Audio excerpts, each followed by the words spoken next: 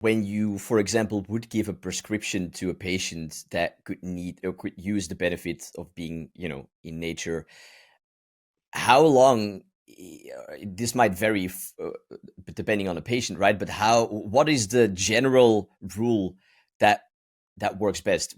How long do they have to be in nature? Do they have to be every day in it for hours, or every week? What in general works on average best?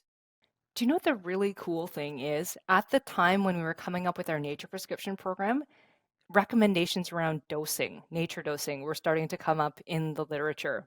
And there was a paper released in 2019 that looked at recreational time in nature in adults in the UK, close to 20,000 adults, and self-reports of health and well-being.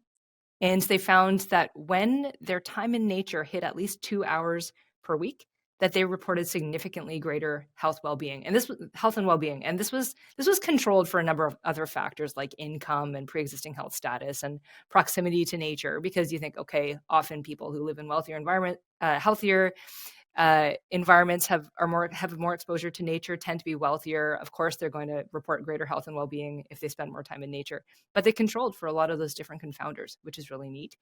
There was a second study that came out again in 2019 that looked at how much each nature pill has to be. How much time should you spend in nature each time to get the biggest bang for your buck? And it turns out that the biggest drop in cortisol, that stress hormone, was between the 20 to 30-minute mark, the steepest drop. And I know a lot of us are really busy people.